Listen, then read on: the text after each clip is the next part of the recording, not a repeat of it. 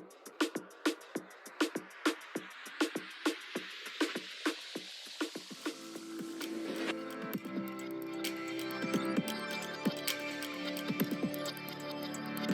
everybody, it's Andy from Snow Camps Europe here with Paul from the Ski Instructor Academy in Capron, having a couple of technical issues with the mixing desk. And on this one, we're just talking about our kind of worst and best ski holiday experiences, because between us, before we came and lived in Austria, we did go on a fair few ski holidays, and we thought it would be good just to go over, some of the good and some of the bad.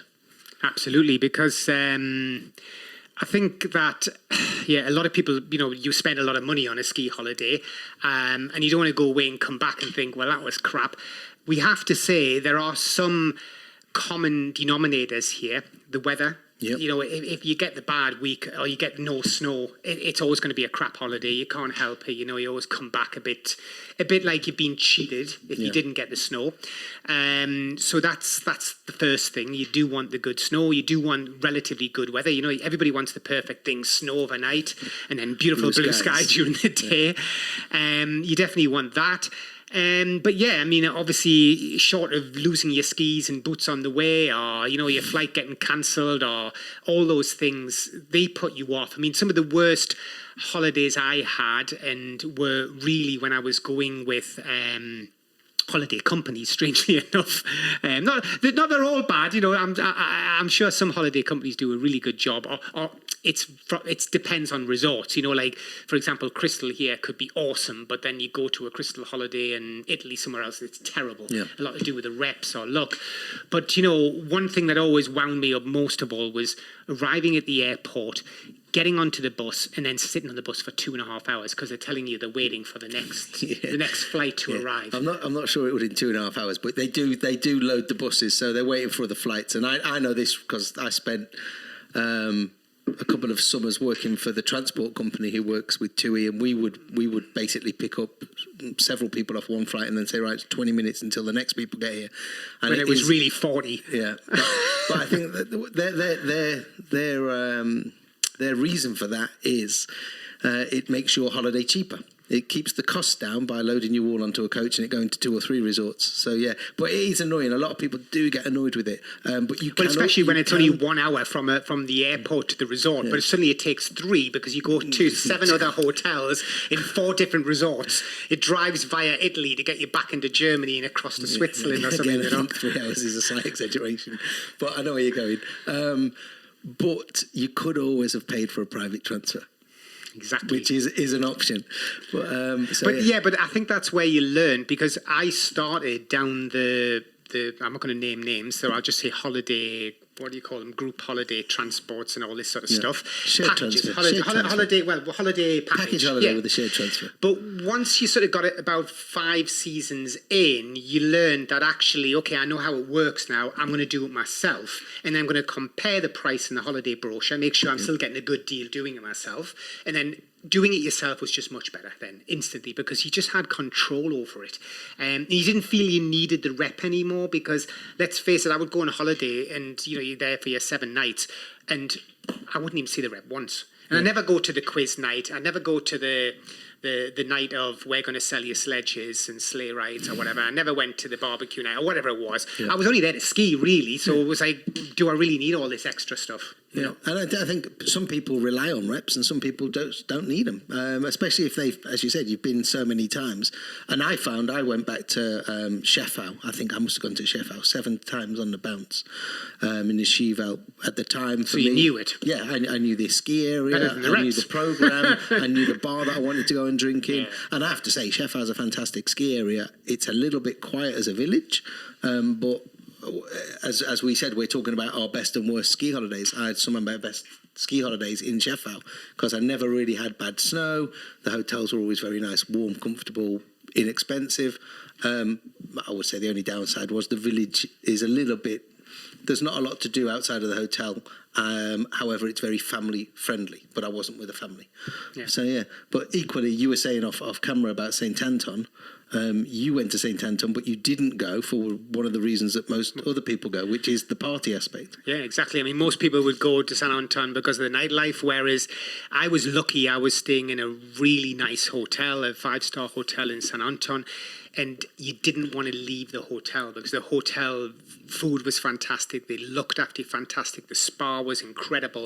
And it was a very small niche hotel. It wasn't a large hotel.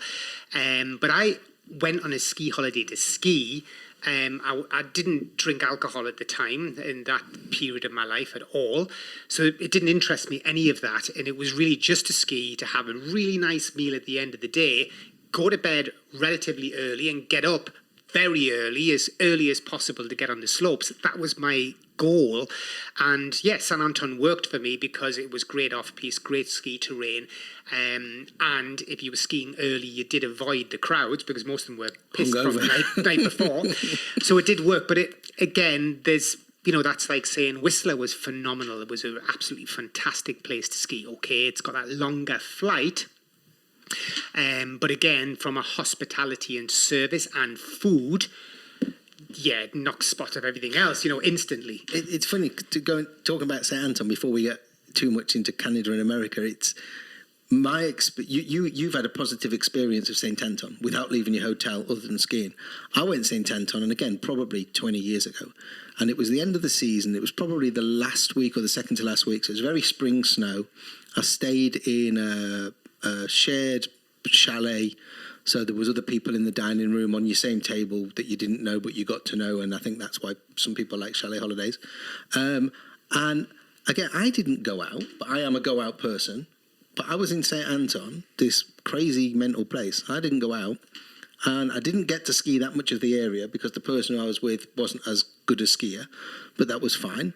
And I would say my experience at St. Anton wasn't as positive, but I wouldn't say it was anybody's fault. But why didn't I go out in St. Anton? Why wasn't I told by the chalet hosts about this amazing après? Yeah. Because even though I'd skied in Austria and I'd worked in Austria, and I know about St. Anton and I've seen it on Ski Sunday, I never knew about this awesome après, because if they'd told me, I would have been there. And I didn't find out of it just by going skiing every day, So now you feel cheated all those years back. I would just say that you had a really good time in St. Anton, and you said you went there several times. I went there once, and I've never been back again. Where you were tainted then, by your first time. Yeah, and maybe if I'd gone with a different person or a different group, it would have been entirely different. But if you said rank your ski holidays, St. Anton would be nowhere in the top half. You know? But then you just said Canada. I would say my trips, I was lucky enough to go to Snowmass and Aspen twice. Once very cheaply, which made it possibly one of the best experiences.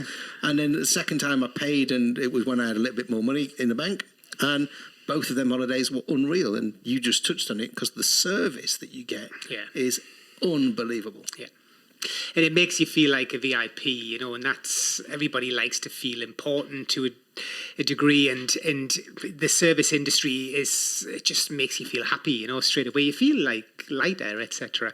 And that's even though you're talking about Aspen and I was talking about Whistler, I can go even further south, go down to Argentina or Chile.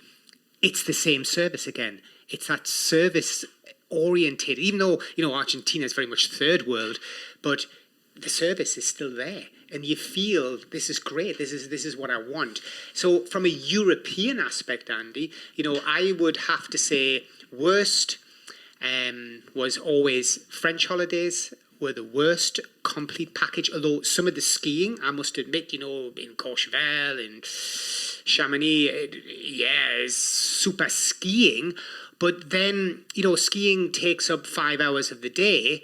The rest of the time, them other 19 hours were terrible. The food, the wallahs were food was questionable. The hotel was expensive. The waiter was more important than I was. Couldn't have been.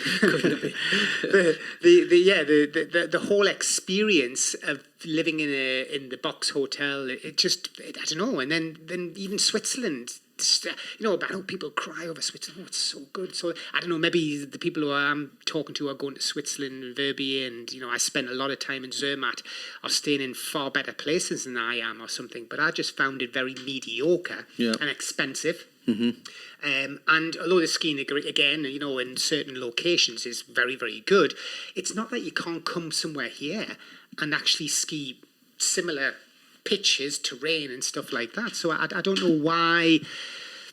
I don't know. I was put off. I didn't enjoy that. Italy, I found, in the middle of the two. Sort of, it's not France, it's not Switzerland. It's, I'd say, in my opinion, was better with the food, with the pricing, with the skiing. But precipitation's a bit of a problem there sometimes. It's fairly dry. In a lot of their areas, but still nice. And that's why I've ended up in Austria, because I think from all the Alpine nations, the main ones, when we look at it as Switzerland, France, and Italy and Austria, I think the Austrian resorts, okay, they're not America, they're not Canada, I'm not saying that, but they're probably the best of the bunch at the minute. My experience in Switzerland was actually my first and second time skiing. So I was only 11 and 12, and it was a school holiday. So the accommodation, Posh school. Well, no, normal. Shit school. Yeah, but the accommodation was actually probably one of the better accommodations out of the school holidays I went on. And other than that, I didn't know if the equipment was any good or if it wasn't any good. The ski area was very big. I was in Morgiane, on the border of France, unfortunately. So I had a positive experience with Switzerland. It probably was expensive if I was older and going out spending money on drink and food, but everything was in the package with the school and the hotel. So again, we never really left the hotel other than go skiing. France, I'm not a fan. I'm very verbal about it. A lot of people who are followers of snow camps will know my thoughts on France, but I have to say, I went to Les Deux Alpes, fantastic ski area, very expensive beer, very expensive food. Broke my collarbone, which kind of tainted the third day of the trip. Other than that, I do not understand the attraction of Morzine. And I unfortunately made the mistake of going back a second time. And I have to say, 2 times, never again. And luckily, now that I live here, I don't need to go to France skiing. And I only went on those 2 occasions because I was going with another group, and that's where they'd chosen to go. Italy, I quite like Italy. I skied Salva Valgardena and Araba, the Cellaronda area, several times.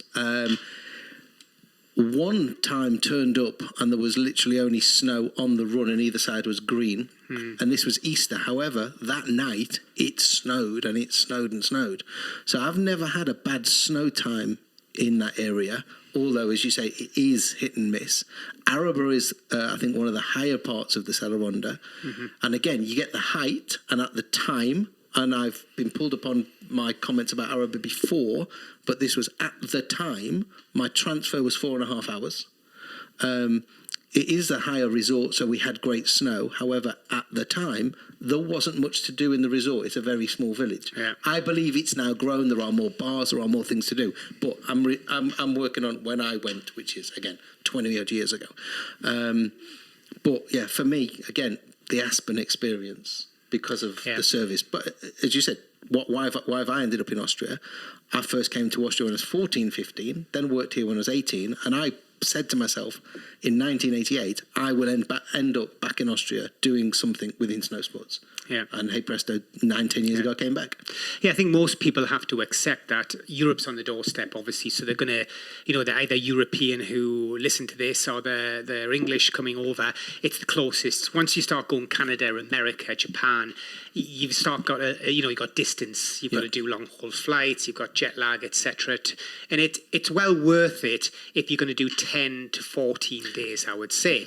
When I'm down in New Zealand, it was for at least 6 weeks. In Argentina, it's at least 6 weeks. So it's okay, the long haul flight, but obviously Europe's on the doorstep. You can be in Austria or France or Switzerland, most people under 2 hours on a flight. But then, of course, if you've got your holiday transport, that keeps you queuing at the airport for 4 hours. This is one thing I think a lot of people who do the weekend skiing from the UK don't quite often realise is when you go on a weekend ski to France, and I'll use Morzine as the resort because that's where I went on this weekend. We left, would have been Gatwick or Heathrow, very, very first thing Friday morning. By the time we got to resort, it was around 1:30. So we got out and we had a few runs, but not many. We then skied Saturday. You got half of Sunday, and then you had to get back in the bus to get you back to the airport. It actually took me longer to get from Reading, where I was living, to the airport across to Morzine than it would have to get to Flachau in Austria. Right. Because even though the flight is 30 minutes longer, the transfer from Salzburg to Flachau is so short. So short, yeah. And there are so many other ski resorts. Like, okay, we're an hour and 25, hour and 30 from Salzburg, but there are so many ski resorts within 25 minutes of Salzburg Airport that if you want to do a weekend trip, you don't have to go to France. You can come to not Switzerland. You can come to Austria. Absolutely. And I just think people don't think. I don't think people think they can. I think that's probably you're talking about the English more because the English automatically think France, don't they? And I think a lot of people, it's because they drive as well. They think, I can go. I'm based in wherever, London or something. I can be in France skiing in 12 hours or something. Put my foot down. They can do it. So maybe that's why, I don't know. But equally, I mean, how long is it to drive? 14. Yeah, to Austria. Drive 14. to Austria 14. Yeah, it's not much difference. So basically, in a roundabout way, we're telling you the best and the worst of what we think. But let's face it, there's some important common denominators. You need the snow. Yep. You need to be arriving somewhere where you think you're going to get snow. You need to think of what type of person you are. What is your goal when you're out there, apart from to ski, let's say. If it's just to ski, then, hey, just choose the best terrain. And there you go. And I don't mean the most terrain, because let's face it, some people go on a holiday after holiday skiing, and then one of these really small resorts have got about 40 kilometres of piste. And you think, well, why are they going there? This one's got 600 kilometres. It's like, yeah, because those 40 kilometres are epic. They're quiet. It's just got locals on, and that's the right way to go. Going to this place with 600 kilometres, it's crap because it's full of every single tourist from every single country in Europe. It's expensive. You've got to be aware of that. It's budget orientated. It goes down to how much time you've got to fly, to travel, and things like that. And it goes down to how important is service, how important is a nice hotel, how important is food. Because that makes a big difference. One of the biggest complaints I have in skiing is no matter where you go, they seem to think that it's the right way to do it is to cook you overnight, slow cook you in the hotel room, which for some reason is heated to about 35 degrees. It's like I've been in minus 10 all day. You think it's clever now to bring me into a room that's heated to about 30 degrees and try and make me sleep. Yeah. It's just ridiculous. I always crank the balcony door open before I go to dinner, and then the room is freezing when I get back, and then it slowly, gradually warms up again through the night. But you've spoken about your dislike of the hot hotel rooms before, haven't you? Right. But and again, I think it just seems to be a thing that they probably do it everywhere, but in Austria that they just do that, don't they? They have the heating on all of the time. They could save a fortune if they just asked the guest and went, do you really want to be cooked overnight? And most guests would go, no, I don't. Every guest, I don't teach anymore, but when I used to teach my stam guests, regulars, my regular guests, they'd all complain about the same thing all the time. They'd say, the hotel's far too hot. Everybody would say the same thing. I just think they could save fortunes if they just switched the heating off. I've lived in this house for 7 years, and I haven't switched the heating on in 7 years. You've got to remember, it's winter, it's minus 20 here. Because everything's triple glazed and the walls are insulated, you don't have to switch it on. To be fair, mine, I only put it on every now and then in the winter because I'm sandwiched between apartments, so I get heat off everyone else. Yeah. And when it's a funny thing. It was noticeably colder in my building this winter because all of the rental apartments were empty. So when I was there, I did have to have the heating on, where normally I take heat off everybody else and don't turn it on. Steals it. But I do come from the northwest and was told as a kid, the heating's not going on, put on another jumper, which is exactly what I do. So, which is the same when we used to ski in New Zealand. That was their philosophy, because they're interestingly, their apartments and houses are freezing. They're the complete opposite. Okay. So you'd be down there, and it's quite fresh in the winter in New Zealand. you know, the walls are just paper. That's all they'd have, like soggy paper. So it would be freezing. They'd just say, "Oh, don't put the fire on. Put another jumper on. If it gets cold, just put another jumper on, and you're fine. Another pair of socks. Well, I think that wraps that one up. Tell us your best and worst experiences from your ski and snowboard holidays around the world, because we're interested to see some of the disasters, but and some of the positives. So my best was obviously Aspen Snowmass. My worst is anywhere in France. Yours? I'd agree with the worst, and I'd probably go with. I probably have to stay with Argentina, even though Whistler, you know, and places like that are fantastic. New Zealand as well, but I'm actually going to stay with Argentina actually and say some of the resorts, Las Leñas, in Cerro Cathedral, in Bariloche, just because it's different. You know, I like it. See you next time, guys.